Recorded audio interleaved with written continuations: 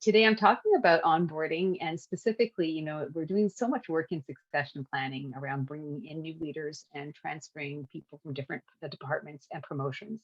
I know after a little bit of a lull in COVID, there's a lot of organizational change happening. The market is really, really hot, as well as internal moves are happening. And so, what can we do as organizations to ensure that our leaders are onboarded effectively, even if it's at a distance? And while a lot of what I'm talking about sounds like it's mostly based in remote, these are actually really great processes to do even when the person is live. So even in intact teams, they're still live, which are very few and far between, but imagine they are. So current onboarding programs often miss the mark. And it's an interesting reason why.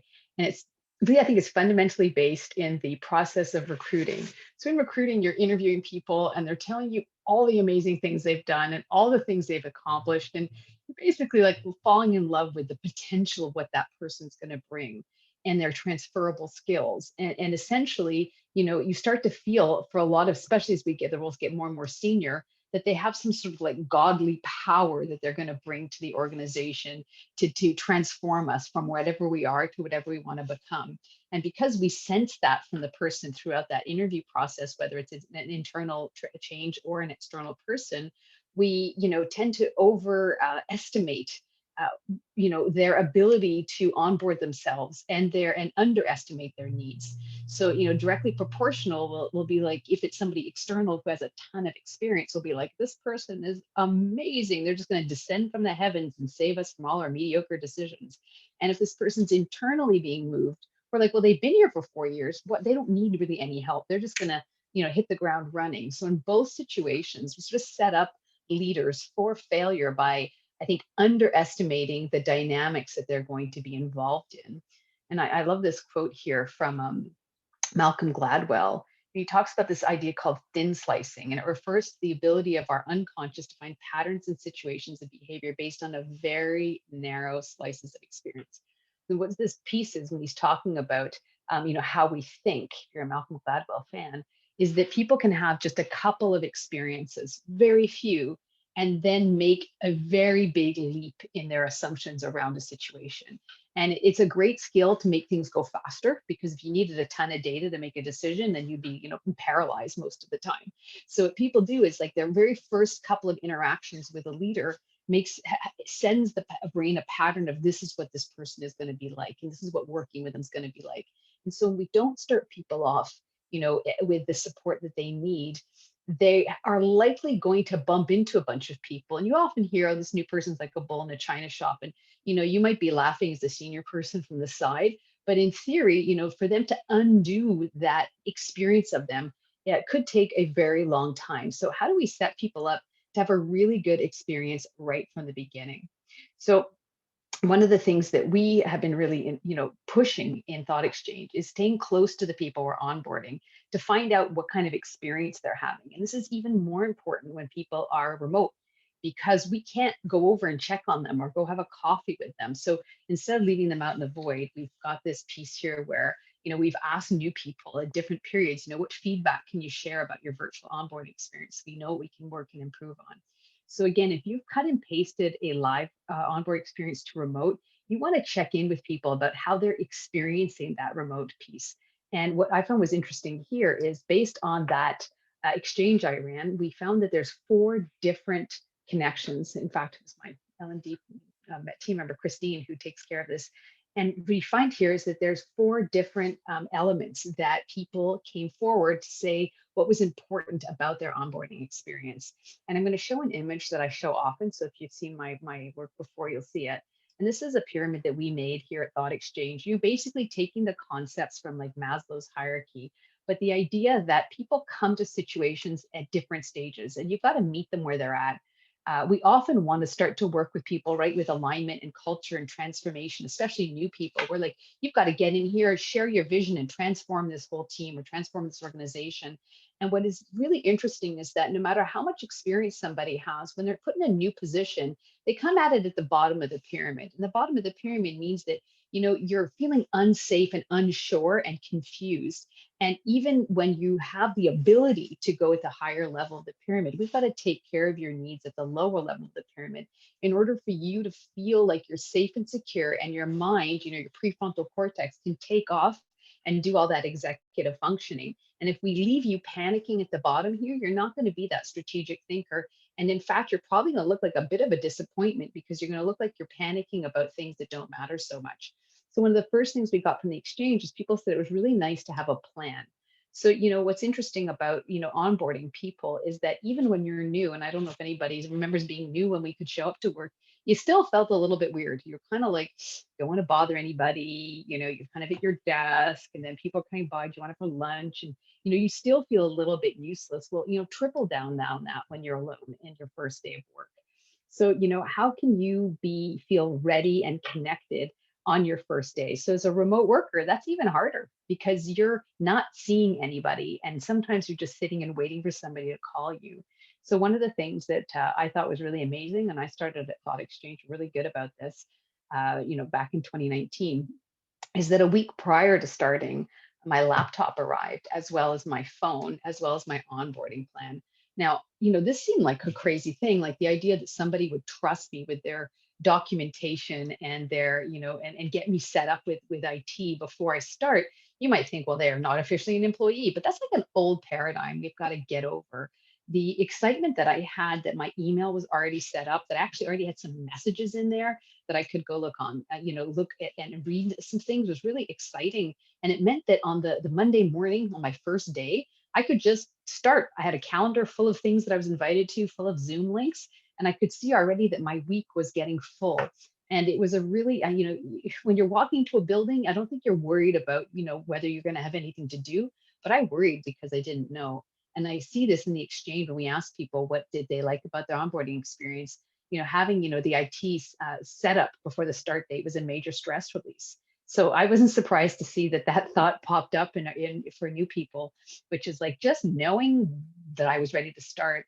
And, again, people saying sending out a week before was great. And I think they talked about some new hire advice, which I'll show you after. But the point being is that you can make people feel connected and included. And that takes away a lot of safety concerns about how is this remote situation going to work? Is it going to be successful? And I've had a lot of people say to me, like, I wasn't sure remote was going to work until I started here.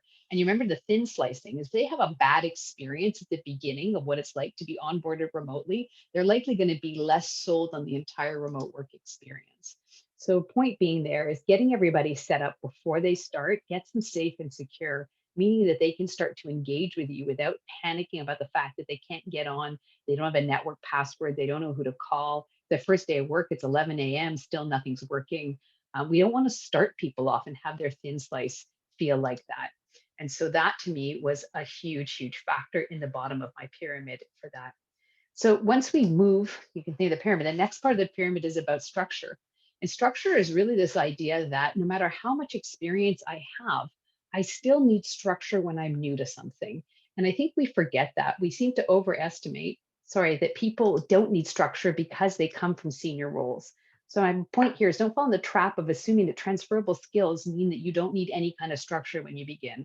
So, people come in, I've had this happen to me before in roles, which is like, you've done this role before. This is nothing. Like, let me just give you a couple of PowerPoints of our annual meeting last year to review, and then you're just going to get going. And I'm kind of like, well, I think I might need a little bit more than that.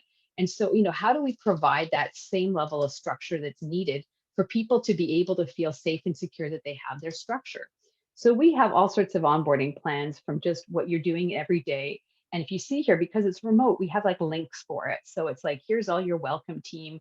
Here's what you're going to be doing. Who's here you're going to be meeting. And then in the status, you click off when it was done. So you feel a little bit of a sense of control that this is happening. And then we send you these notes. And that assumes that when you have moments in the day that are quieter, you can just move along on your onboarding plan and do some self-guided learning. We also have an HR plan, which is, this is your job plan. And this is just, all our policies that you have to read. So we send you these pieces and we leave you chunks of time during those first couple of weeks to go through all of these pieces on your own and also be able to tick off here that it was done. And so you get this sense of accomplishment. And just so you know, it doesn't matter what level you're at, really feel like you're kind of a burden and getting nothing done. Like being useless is probably the thing I hate the most about when I'm new. And so this gives you a sense of progressing and being useful. We also send a bunch of videos and a bunch of company information. So the person feels like they're really surrounded by all the information they would have normally had if somebody was sitting next to them and showing it to them. And so we got a lot of positives for that. If people said they really liked the onboarding checklist, which sounds again a bit old school, but I'm saying here that, having no structure and being remote is terrifying. That's all I can put it as. So, you might want to lean back on some of these things that you might have thought you've passed over, which is like having a spreadsheet full of tasks, articles, and videos to work with between the training sessions was great. I like the itemized outline. So people really love the structure. And I can say, I don't know if they love it as much if they were, sitting next to a colleague who was training them, but because we don't have that as an opportunity or as a possibility, this kind of self-study with structure allows people to know that they're being successful, and feeling successful early in a job is a really strong motivator and a great sign to the person that this is going to be a good place to work. So this is something else that I have done on my own piece, is that, you need to build relationships with your team when you're a new person, and you need to learn at your own pace, and you need to track your progress. One of the things that I do is, my tip is, in the old school, I used to have like a USB key I would send over, because I've been a remote leader for, oh my gosh, a long time. I think my last three jobs in a row, I've been a remote leader. So one of the things I did is I would create, back in the old world when you had to mail things, either a folder on the intranet or a USB key full of all the files that the person would need. And it had like the model documents of the things that had happened in the last 6 to 8 months with the team. In my new world, this is something I took a screen grab from my school, my laptop, which is that I had a folder that I called training documents for just, our HRMs, or regional human resource managers. So I had a team of regional human resource managers that I was hiring. And what I did in order to make sure that their onboarding, if and whenever they started, was whenever we would finish something for that year, like around audits or employee surveys or job descriptions, I would pop in the latest decks in this folder. And so when I moved away from USB keys, I would give them access to this folder, and in there they could just go and snoop. And I would say anything in there is the most current version of this. So it was a way for me to keep a place that I could onboard somebody into, where they could have access to all the folders that they might need. And therefore, know that, when they had their self-guided learning, because I wasn't next to them because I was remote, they could feel like I was showing them all of those things. So we also check in with our people. So at the first week, third, fourth, fifth week, we run exchanges, which are, what are your significant takeaways from this week? And this is, again, a way to check in with people. And I can tell you, leaders sometimes can get caught up in their own world. Having new people on your team is a lot of work. And, come Thursday or Friday, you might not check in with them on how their week was. So it's great to run an exchange like this. And we ask questions, because we have survey questions in our exchanges as well, which was asking people, for the first week they change, how is your onboarding checklist? Do you know your objectives? Do you feel you know what you need to do? So we're checking in to make sure that if anybody's slipping through the cracks, the remote cracks in cyberspace, that we're catching them. And this is really important because, as much as people love having autonomy, when they're experienced and seasoned, people just want freedom. Telling you, if you haven't figured that out, I'm sure you probably have. That's what people want. But at the beginning, you don't want freedom, actually. At the beginning, you want people showing you things, telling you things, giving you reinforcement, checking on you. And so if you're a leader that's used to having a pretty autonomous and seasoned team, you might default to treating the new person the same way you're treating everybody else. And they start to feel completely untethered, And so again, having all of these processes in place in those first couple of weeks, make sure that the thin sliced experience that the person's having of the organization is a positive one. So we're going to move up the pyramid now to connections. So when I'm talking about moving up the pyramid, it's like, okay, I feel safe. I have all my technology. I have a structure. I know what I'm doing. And I now have to make sure that I'm connecting really well to other people, because that's vital to my success, especially when I'm going to be a leader of a function or process. So connection is about, how do we communicate with people? How do we make people feel like satisfaction on the job and connected to one another? Well, one of the things that we tried to do right away is that we use Slack. And if somebody's hiring somebody, and especially it's important here, these are two examples of, leaders that we hired, is that the leader puts out like a little bio of the person, the way they would in maybe like the old time newsletter email on Slack. And we do this before, right when the person starts. So right away, they see that they're getting pinged with all this stuff. And then all the company comes in and gives love bombs for them. It's a love bomb. When you ask somebody, you see that you've got a message and they say, I'm so excited to meet you. I'm so excited to meet you. Again, it gives a sense that the person's part of a larger community. They're sitting in an office like this or in a bedroom on a kitchen table. Do I really join a company? Do I really work somewhere? People often say things like, I'm not sure that I wasn't sure that I was going to actually feel like I actually was in a new job, but because of this amazing experience I had at the very beginning of connection to others and recognition, it was really important. And so you have to have your whole company be, I say invested in welcoming people and sort of over welcoming them because of the remoteness. We also have an exchange that we send out to our new people right before they start with that package saying, what's the best advice you could give your new TE colleagues? Now, why would we do this? Well, again, in the old world, people would sit with you, would chat with you, would sort of say, hey, just to let don't use that elevator that you always get stuck on the second floor, or the cafeteria is really busy at 12, so we go at 10 to 12. You don't have anybody giving you any scoops here. You don't have anybody making you feel like you're one of the team. So we have this exchange we send out that gives the advice to people. And so if you look over here, you're getting this report when you're just before you start. And it tells people, hey, this is like some advice we've got from you. Like everyone's busy, but they also have huge hearts. If you feel isolated, reach out and call. Don't be shy. You're not a bother. When people offer help, they mean it. Make sure you understand how decisions are made. I love this one at the bottom. Structure changes frequently. Don't panic if you move teams or change bosses. It's to be expected.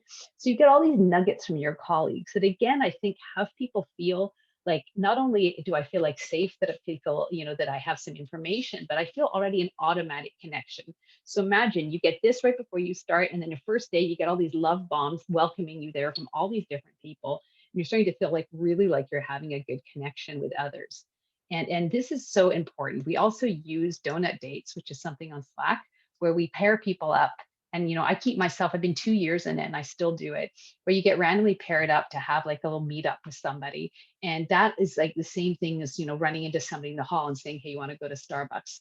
So we replace that with these little virtual donut dates. And I find it's great for me as the chief of people because I wouldn't necessarily meet all the new people. I mean, I didn't in my old world when I was in person as well.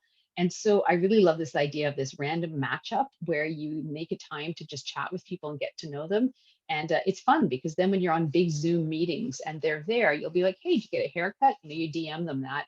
And that kind of connection is really, again, important for people to feel like they have a relationship that's beyond transactional. If everything that they do is a transactional a meeting, you're not going to actually build up any of those like relationships that can turn into some friendships. Now, I'm going to jump now to the whole idea of aligning with your team. So a lot of what I've talked about just now was about taking care of yourself. And you'll believe it or not, leaders who are new have the same personal needs to have filled that any other individual contributor has, which is to feel, connected to people and to feel like there's a structure and to feel like they're safe. And they have this additional responsibility to get alignment across their team. So you can imagine when we send people in and say, hey, you've got to like win over that team. You've got to figure things out. You've got to get yourself right in there. But you're already panicking about yourself in the bottom of the pyramid. You're not going to be really attentive to other people's needs. So if we attend to your needs really, really fast and really well, you can then therefore open yourself up and be really curious about the needs of others. But it's kind of like those, back to planes, the oxygen mask drops down, says, put it on your face first so that you have enough oxygen to put it on the next person. Well, we're also making sure we give oxygen to our new leaders, regardless of the level, so that then they're ready quickly to jump on board and align with the rest of the team. And so when you're going to do teamwork and you're going to do goals and you're going to get your team empowered and trusting you, you're going to have to make sure you're in a really good headspace before you start that kind of work. I like to use the situational leadership. What's going on here with me?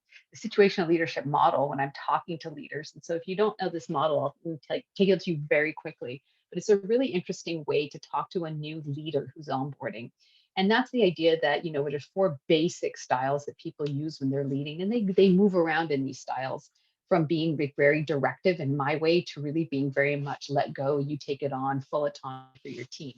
But how people experience those styles from a new leader is a little bit different than when I have a relationship with you. So if I've worked with you for 2 or 3 years and you get really directive, like, look, I need this from you, I need it by tomorrow, and I know that you've also given me a ton of freedom and trust on another thing, I'm okay with you being very directive. But back to thin slicing with Malcolm Gladwell, if the first couple of experiences I have from you are like, I need this, I need this, I need this, and I need it by tomorrow, and I don't have those other experiences of the S3 and S4 style of leading, I might start to think, oh my God, they've hired like a micromanager who's like a crazy person. And I automatically start feeling like that I have to get out of here, and I start feeling resistance. And I find new leaders often, because they're very much demanding about all the things that they need in those first few months, don't realize that their team is getting a really negative experience of them as a micromanager. So when I do leadership styles, I say, all right, if you don't know situational leadership, this is my fast lesson, which is the first style, second style, third, fourth. In the first style, you and I are together. Sorry, we're all together in all of them. And I'm telling you what I need. So it's me to you, and I'm saying, here's what I need. I need you to do this, I need to do this, I need to do this. And you're just taking notes and saying, yes, sure, okay. So that style is usually used in emergencies in most people's relationships, or when somebody's brand new. And so I'm being very directive. I'm not asking you how you're doing. We're not chit-chatting. I'm really basically saying to you, here's what I need, and you're listening and you're going to execute on it. So I make the decisions, and I'm talking to you about what I need. When it comes to situational leadership cycle 2, which is coaching, you and I are talking about something, you and I are discussing what we think needs to get done, but I'm still making the decisions. So while we're having some dialogue, I'm still controlling a lot of the outcomes. And then in the third style, you and I are talking, and I'm asking you what you want to do, because I'm starting to support your own decision making. And in the fourth style, we don't even have a formal one-on-one anymore. You and I are both colleagues, and I'm really just around you to be FYIing and making sure that we're working through things collaboratively, but much more as equals. So what happens in situational leadership is most people who've had a boss before experience the style 3 and even sometimes style 4 from them. But a new leader, relatively new leader, it's even new or new exchange leader from another team, you're not going to give somebody full autonomy. It's just really scary to do that. First of all, it's kind of irresponsible. I don't know what you work. I don't know what you do. I don't know how things get done here. I'm not just going to say, go off and do whatever you want. So typically when I'm new, I start to want to control more. Like, can you show me this before it goes out? Can I see this before it goes out? Can I go to that meeting? Can you explain to me what this is? And people start to panic that then they only see 1 and 2, that's all they're ever going to see from you. And so what we want to do when we're onboarding leaders is make sure that they have a full and great relationship with their team, and we don't underestimate the complexity of that relationship. Because, we have new leaders, we often say things like, don't worry, you're going to love them.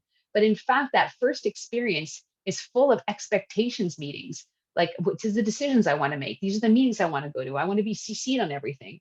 And I have to be really aware that if I haven't made a really good connection to my team, they're going to see me as being somebody whose supervision is really a punishment, and that all my questions are challenges.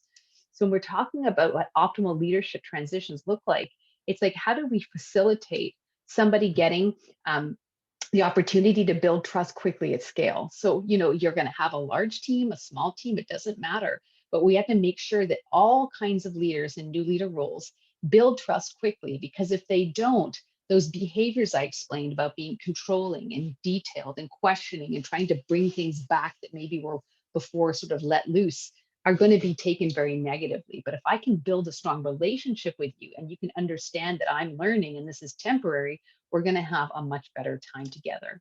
So what we believe here is that powerful questions are the ones that have significant positive impact on people. So if you can ask your team some really powerful questions, and you can gain insights and take action for them, they're going to buy into your leadership really quickly. And back to what I was saying before in my pyramid, when you're kind of panicking about your own state in a new role, you're not really asking powerful questions for insights and actions. You're just asking stuff to take care of yourself. So what we want to do is turn that around within the first couple of weeks and make sure that people are asking those questions to their team, giving insights, getting actions, and building their credibility. And that's really how you get to the root of what's going on a team. And then you can actually provide some value very early on. So in our Exchange gallery, we actually have several questions that we set up for that. So we have new leader onboarding questions, and it depends, anybody can choose what they want, but these are the questions we think are really great to ask while you're onboarding, in that time where people might be seeing you as being a little bit too much controlling, a little too much in all their stuff, is to ask things like, what are some things that would be helpful my first months to be successful in my role? So really putting out there, like, what are some of the things you think I need to know? That's a wonderful way to engage people, because just by asking that question and showing that curiosity is very respectful, and it really has value for the team. You could ask things: what are the most important skills that we need? What are some perspectives I should be taking? What do I need to help you support the team and the business? I really like to let leaders choose their own question. Here's the one when I started last April 2019 that I asked: what's important for me to know about the team and our objectives so I can best support you in my new role? So right at the beginning, I kicked this off just so that people can have that great experience that I'm actually engaging with them, and I'm curious as to what they think that I need to know or do. And this is really a challenging thing to do, because in our old world, we had these assimilation meetings. I don't know if anybody ever did this, where HR would collect questions and the new leader was supposed to answer them. And they were really sort of curated answers, and it didn't really build trust.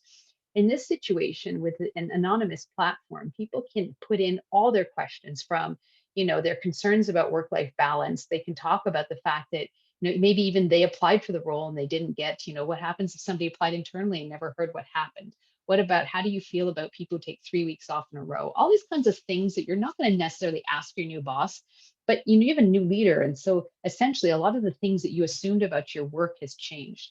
So when I asked this out to the company, considering my role, I got, the first thought was that I should go meet a lot of people. Of course, I was meeting them virtually, and that, not to keep my head in the clouds, a concern that my role would be so senior that I wouldn't really be available to people to talk to. And then right away, as I did this exchange, and I literally was there, this is within my first 2 weeks, I had my themed results out, which were like, what people think. They thought I should meet the team, all the way down to comp related questions, talking about communication, talking about, all sorts of things. So I was able to understand what people felt that I needed to do to be successful in my role. And I could deliver something early. Now, it might sound crazy to you, but when you're new, those weeks fly by and you haven't really delivered anything. And so one of the first things I delivered was my exchange. And then I was able to do, in a Zoom call, get everybody on. And we have a PowerPoint slides thing, it just downloads all the results and puts them in a PowerPoint deck. And I could go through it and say, interesting, here are the top thoughts, here are the top themes, and here are the actions I'm going to be taking. And so it allowed me to sort of manage expectations about me and present myself as somebody who was curious, who wanted to take action, and who was here to serve. And that really sort of offsets the other experience people have of new leaders, which is them demanding a lot of stuff, getting in on the details, and asking a lot of questions that feel a little bit invasive. So, you've got to balance those two things, because that behavior of trying to get information for your own safety and security, you're not going to stop that. That's part of learning. And learning while you're leading is messy, because learning is kind of a selfish activity and leading is supposed to be a servant activity. So what you want to do is do some servant activities while you're doing the selfish activities, in order for people to have a good impression of you as a leader. So the cadence for these kinds of exchanges is really interesting. Is first you ask a big question, like, what are some of the things I should be considering? Or what are some of the obstacles you're facing? You ask a really good, servant question. What is some of the things that I need to know in order to help you? And then what's amazing is that people will give you a lot, trust me, 2, 3 thoughts per person. And then with great things, the next thing you can do is say, all right, I asked this question, here's what I heard. And here's my follow-up question, because I'm going to tell you that you're going to hear a lot. So you want to say, okay, so from what I hear here, my top priorities are meeting people, making sure I stay accessible, and working on, I don't know, pay equity. And then you can say, is there anything that I missed in those main themes? And ask that question. And people will help you, back to my Russian dolls, sort of figure out what are the really low-hanging fruit that you can do to deliver for them, because it's really important those first 3 months to deliver something to that team. And then finally, closing the loop, which is a big one, which is, here are the actions that I'm going to take, and closing it out with, is there anything I need to be thinking of or considering as I take these actions?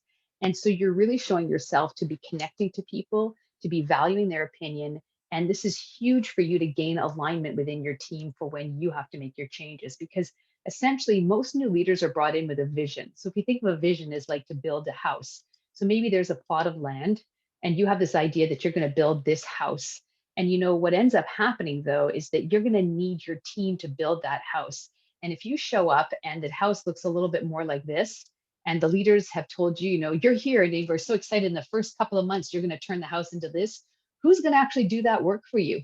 Like your team. You've got to get your team feeling like they want to build this for you. And they're not necessarily going to do it just because of your title. And so, we have a lot of different exchanges that we encourage leaders to do, around operational excellence, around the employee experience on their team, about the direction they're taking them, and about change. And why I put this up here is that it gives you an idea that if you engage with your team on all these different pieces, they're going to build trust really quickly. And I love this change management one. And I highlighted this one because most new leaders come in either through, even if they're from a different department or they're from an external hire, they're brought in with a mandate to bring change. And that change means we're going to build a different house than we built last year. And people can be pretty resistant to that because they don't have any loyalty or trust built up with you. And remember, when you're learning, you're a bit messy and a bit selfish. And so in here, these are great questions where when you introduce that change, you can say, what are your thoughts or questions about this change? And really engage with people in a way that is safe for them, because again, they don't necessarily have that relationship collateral to just tell you what they think. If not, usually most people have better survival skills than that. We ask, what support do you need as you go through this change? So here I've said we're going to be doing this whole new project, this new implementation. Ask people, what kind of support are you going to need? When you pass through a change, how was your experience of that change? So this is a really great set of questions that shows how new leaders bringing in change are going to leverage those relationships. And I talk about that because, these are deposits into the credibility bank. You have to deposit a lot in a credibility bank in order to make a withdrawal. Existing leaders who've established relationships, they can ask a lot of their people. They can reorganize teams, they can let people go, they can change compensation plans because you have a trusted relationship and they believe that you're trying to do good for them. When you're a new leader and you do all those things, people really do not feel good about it. And they can often, revolt in their own ways, or at least feel resistant and demotivated. And so if you're going to come in and make, maybe a more controversial or unpopular change, you want to do it with the support of your team. And you can't force that.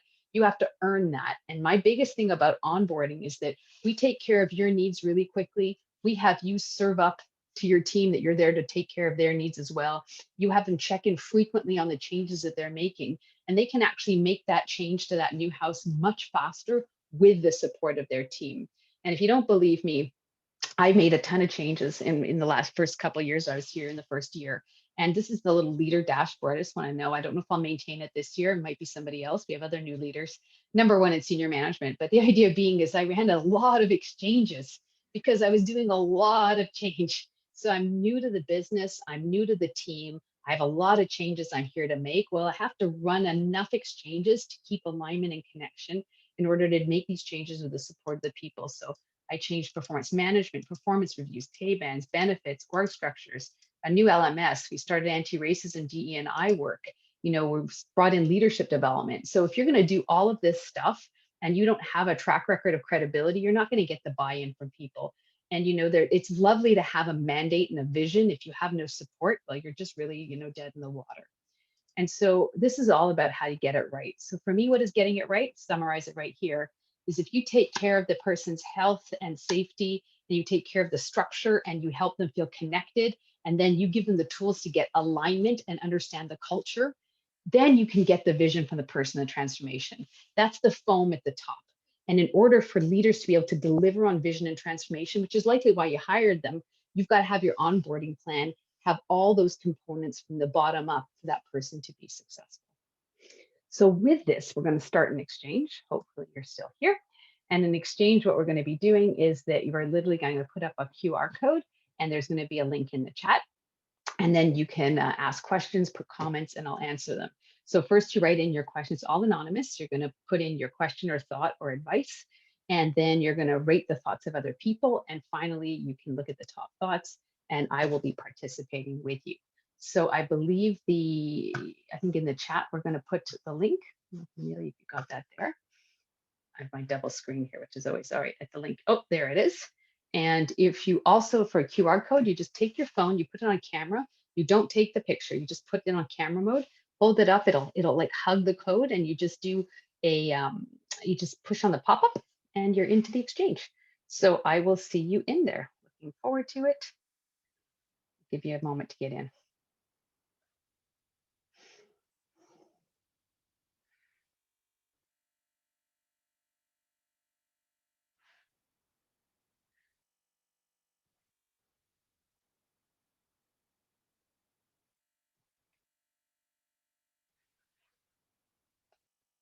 I'm going to change screens. Just give me a moment here so that I can do this live.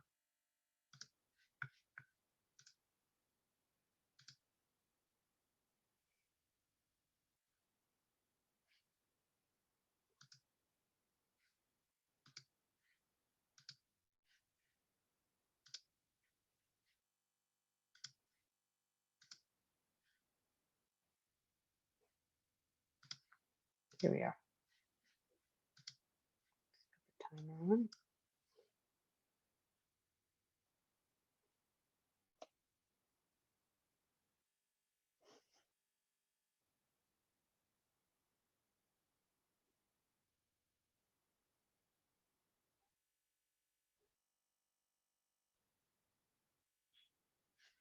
Just only have one thought in there.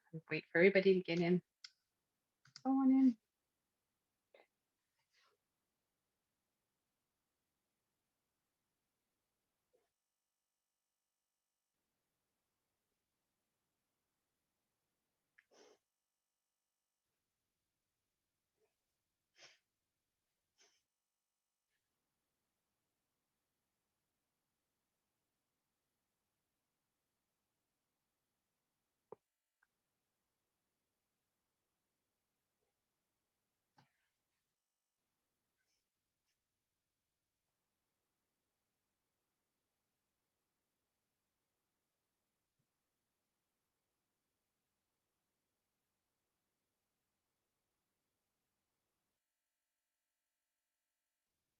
Some good thoughts in here. Just give it another couple minutes.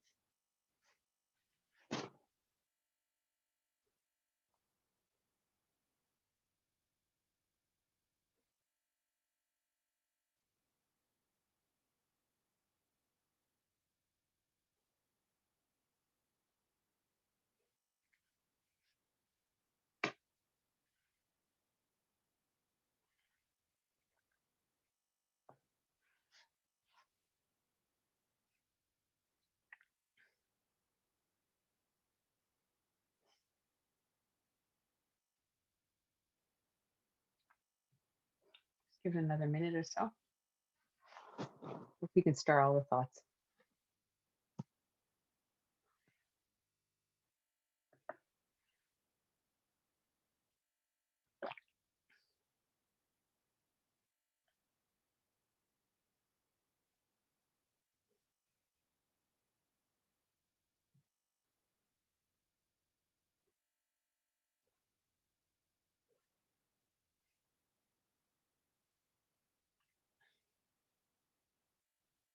All right, we're almost there.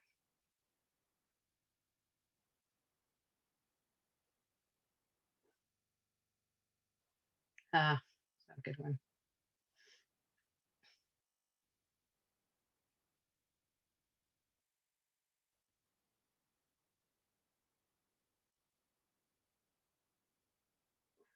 Okay, I'll give it another minute here, not even.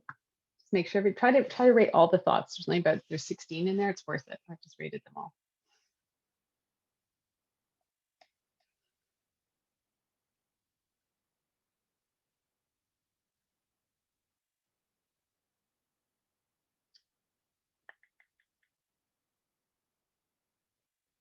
Almost there. A couple more ratings. Just checking on everything here. All right, we have some interesting thoughts in here, and I'm excited to chat about them. And you know, if anybody feels like raising their hand because they want to chat or come off mute, I'm happy to be here. We have 20 minutes left, or about 18 minutes left. So interestingly enough, I like to leave things on in case anybody wants to add a thought while we're going. You know, here at Say, what are the best way to overcome the loss of in-person connection? That's the biggest struggle. I don't know if I can ask everybody here to raise hands if they feel like they've had a big loss in person. Just looking here, my raise hands here. Anybody feeling that way, that they've had a loss of that? It's an interesting thing here, because I'd almost want to say, like, what is an in-person connection? Like, what is the important part of it? If you were to unpack it, like, beyond the fact of, like, you know, having a glass of wine with somebody in physical person, what is an in-person connection? Is that you actually have people out there that you feel care about you and are rooting for you to win. And you know, everybody used to quote this Gallup study. It was probably from like the 90s. You know, I've been around a while. It was like the likelihood of somebody leaving their job was directly connected to the question, do you have a best friend at work? So those who answered yes, I have a best friend at work, had a negative correlation for departure, and those who answered no had a positive correlation. It was one of the few big correlations, and this was a huge study out back in the day about the importance of having like a really good friend. And so, what you're saying here is like, how do we make people feel like they matter and that they have connections? So the last year I've onboarded about 3 people onto my team, none of which have I ever seen in person, person, but I'm on Zoom with them all the time. So one of the things I can tell you, my husband actually started in a remote role also during COVID, is cameras have to be on. Now that sounds like silly, but a lot of organizations, some people have it on, some people have it off, some people are like, oh, I'm eating. And it was like, if you were in the room and you brought your food, would you have sunglasses on and duct tape over your mouth? Probably not. You would be, eating and still talking to people. So I think that is a really important thing to set the tone, is that we have cameras on and that people are attentive. And we have a commitment to a thought exchange called extraordinary respect, which is like pay attention, be present for people. And so again, what you want to do is we have donut dates and we have other ways that we connect with people, but we also during COVID, did a lot of the kind of, have a little drink with some, cinq sets for the team, sing along talent nights, and some things that were during the day because it was hard to do that. So we had an offsite, which was on camera. And one of our teams we did is everybody got assigned a spice and they were allowed to, I think it was $15 or $20 to go and expense that money to go buy the food to make it. And then in groups of about 6, you had your laptop on your counter and you cooked with that spice, and then you had a half an hour to eat the meal together. It was amazing. First of all, I made something I never had. I saw how many people are good cooks. I saw everybody's kitchen. Everybody was talking. You could hear all this noise and craziness.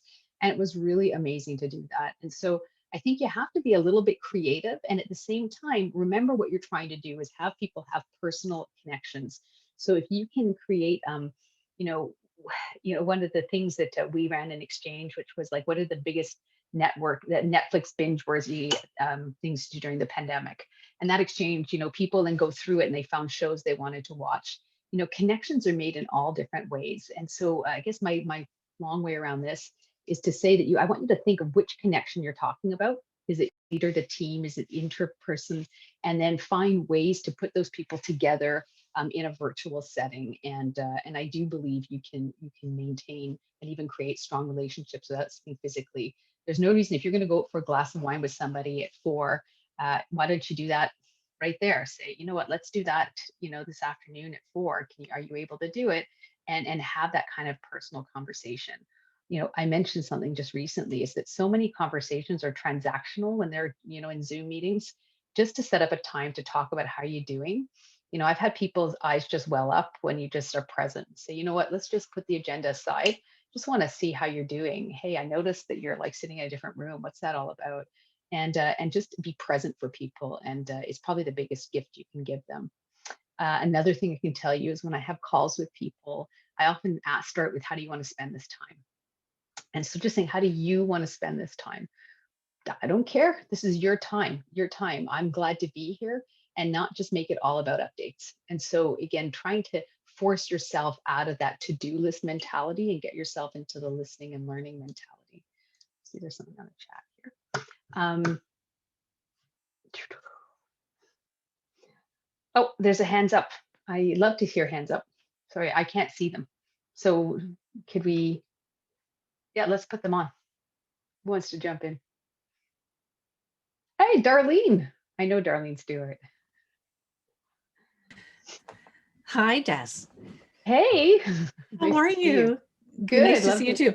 I'd actually raised my hand just to agree with whether the biggest struggle was the lack of interpersonal, but I love your idea, and what you're getting at is the heart of it not being transactional. And I think that's what we're all missing, is when you have the face-to-face, it's an opportunity to be, is to look at the body language, is to be in person with people and watch how they interact with others, because people really look at the whole person when they're trying to assess a new leader, whether they're giving you the side eye or looking straight at you. So I think that's the biggest thing for my clients, especially, is how do we do things that are still productive, purposeful, but are also healthy relationship builders as well.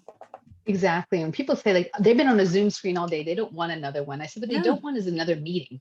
But to have, somebody to really, take cameras around their, we even did things on Zoom, on Slack. We had people take pictures of their home office and post them so you could see where people were working.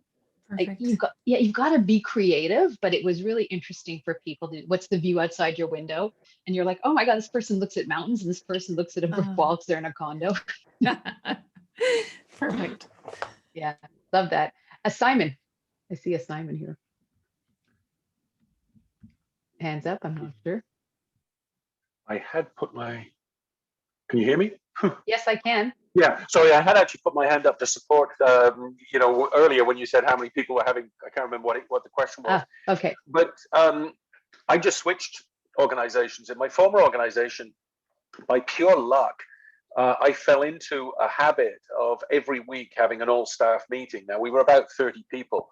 And the point of it wasn't to talk about work. It was to allow people to share their weeks. I just commented in the chat there to you. And not just their work week, their entire week. And yes, of course, we did do a little bit of work-related stuff in it.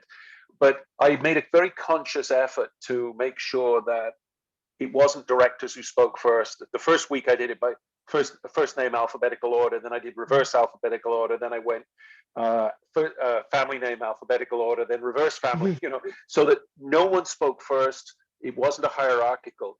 And as a result, we had people were comfortable doing the Zoom from their balcony, from their garden, from their garage, from here and there. We heard about their squirrels, their cats, their dogs, their chipmunks, their raccoon problems. Okay. We had one discussion that ended up being a whole toilet theme and issues that people had with toilets over the years. But I think it kept the team, the personal connections, together in a way that would have been very hard. And now my challenge at my new organization doesn't have a habit of doing this. And I've got a slightly larger team. I've got about 50.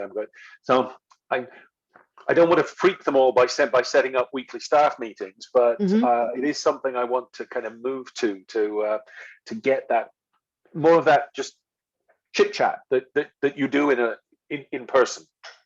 Well, thank you for that, Simon. And I think what's interesting is I've often heard leaders when I talk about I ran this exchange and I don't want to over communicate.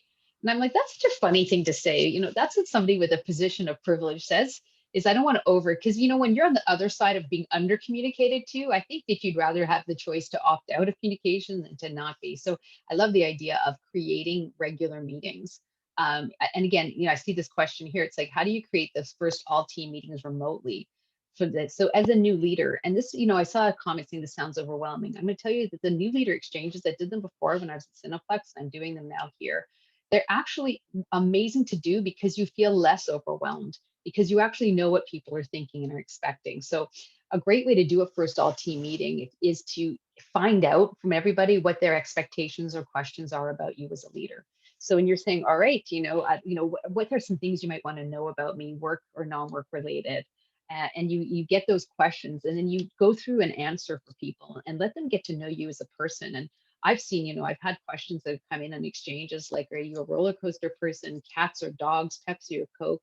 And it was really funny because as the people are answering the question, and I've done this with leaders, there's somebody was really, really looked very kind of stuffy, and their favorite movie was like Pineapple Express, and everybody was like, there's no way that's your favorite, and just made everybody switch off what they thought of the person. They were like, I got that person wrong. And so if you can take the time as a leader to say, I want to take down the danger of the relationship with me and have people feel comfortable with me. I want them to know more about me, and at the same time I want to ask them questions about them that show that I'm really listening. And so if you're going to do a Zoom team meeting, I'd say get everybody together, have a question that you ask everybody, like what's one personal and one professional thing you want me to know about you? And you come with yours and you just do like a share. Here's something personal, here's something professional. And I've had somebody say to me, I'm not like a touchy-feely person like you. And I was like, this is actually an aspect of leadership that's really important, which is making connections and gaining alignment. And so you don't really have a choice as a leader to say, I'm going to opt out of connecting with my team. And so I think it's important to then say, here are, a couple of the things you can do. We actually had this person who did a workshop, which was really amazing, where it said everybody got 10 minutes or 5 minutes to run around their house or apartment to find something about them that's an object that represented something important to them. And that's how we introduced ourselves. So you went around and found different pieces of art, a mug, and people just, when it came to them, they showed their thing and they explained it. And I found that people felt like a lot more empathy and care for each other when they got to, see that important thing about them, whether it was about, how their family came to Canada, or a piece of artwork that showed a skill that they had, or, a memory of a loved one. And so again, you're curating these, and it might feel fake, but the outcome is the same, which is that people feel connected and they feel they got to know you. How do you get essential information to get started and not drown and feel overwhelming? It's a fine line. It's a fine line. A great question. You can not give enough and have a person feel like they have nothing to do, which is like, oh my God, what am I going to do? Oh my God, it's another hour. Yeah, I guess I got to sit here in case somebody calls. I would rather give too much, but give you a long period to get through it. So I'll say, listen, this is you don't necessarily say it's a 2-week onboarding plan. I might have some time sensitive, like safety and security policy sign-offs, but I would say, I'm expecting in the next month, the next 4 weeks, you're going to get through these pieces. And so you could put too much in, and then their calendar would get swamped with meetings. But I'd like to have enough that when they don't have a meeting, there's always something they can be doing, at least in those first couple of weeks. So, I love having this thing like my folder that had all my documents in them.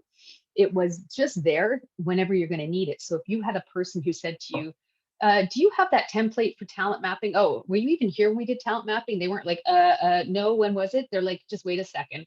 And they opened up that cheat sheet folder I had, clicked on talent mapping, and damn, there's the template.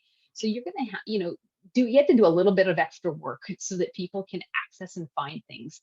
But they don't necessarily have to do it in the first 2 weeks. I don't know about you, but I've never done my onboarding stuff on time, but I just like knowing it was there. How do we help new leaders avoid the paranoia that sometimes comes with being fully remote? Well, oh, and I see there's a question here from Leanne as well. I have a new team. Okay, I'll come to you in a moment. Okay, so it says, I saw you in the chat. So how can you, so what is the paranoia? What paranoia is when you're new is lack of control and lack of information. And I know it sounds kind of ugly because, everybody wants to think that they're trusting and they love autonomy and they empower people. But when you're new, you're just like, okay, I need to know what everybody does, where they're doing, where that email is, what meeting is going on, who's going to that meeting. And so what I say to my teams when people are being onboarded is the faster you support your leader with all the minutia they need, everything they want to know about what's going on, even about open your calendar to them. They'll be like, well, I don't want them looking at my calendar. I'll be like, they just need to understand what it is you do. So the more you give the person in terms of access to information and detail, the less paranoid they will become. So if you want somebody to be somebody who lets go, you've got to let them hold on first. And then I can let go responsibly. A leader that doesn't even know what you're doing, doesn't get to know you, who then lets go of everything is just like neglectful. So there's a difference between empowerment and neglect. And there's a difference between learning and being really curious as to what's going on in the team and being controlling. They look the same though. So I like to tell my teams that when they're starting is you have like about 30 days to get ready in, and maybe up to 90 days. And then you have to go live and let everybody go back and you go do your job. But you can't be, in everybody's face for that long. And so I often would pick like a go live date for when they're fully functioning and they should be ready to function as the leader of that team. And that, is a period of first needing to know everything and see everything and go to everything, and then to start pulling back, pretty tactically as we move forward. The chat, I have a new team member. Is there a recommendation on Exchange to run in a team meeting that serves as a fun icebreaker? We have a ton of great icebreaker ones. And I say here that, the kinds of things, I don't want to overdo it, like what shows you're binge watching. But I have to tell you that we had a lot of participation at Exchange. We had, what crazy diets have you tried on COVID? We've had everybody try lots of different things. I think what you want to do here is think about something that's going to get everybody laughing and sharing. And, and I see all sorts of pieces here. Some people, every new person at ThoughtExchange runs a new leader exchange, a new person exchange. Everybody runs one for themselves. And I've seen people ask for tips for remote work. People have parenting tips they ask for. It's really a fun thing to do an exchange on. So we can definitely give you some ideas. But I do think it's something that's as inclusive as possible. So you have to be culturally sensitive, and you have to be, making sure that people all feel comfortable. But everybody I know pretty much in COVID learned to cook or bake something new, and most everybody has binge watched at least one show. And so that's something you can participate. One I also like to ask is if you were on a desert island and you only could bring like 2 songs to listen to, what would they be? Or 1 song? And again, everybody's voting them up. So you get like a list of the top 10 songs of all time for the only songs you could have on an island. Or what's your karaoke song? So you know, I know not everybody has that, but I have mine. Sure, you want to know what it is? Okay, we are almost done. I think we are kind of done. So what I'm going to do here is I will share out this exchange, and I actually will put some responses in so that if I didn't get to your question, I will add responses. I think these are a great list of questions. And so I want to thank you all for being here. And I look forward to seeing you, and we'll share out this exchange in the next week, and I will type in my responses. So take care, everybody, and have a great day. Bye-bye.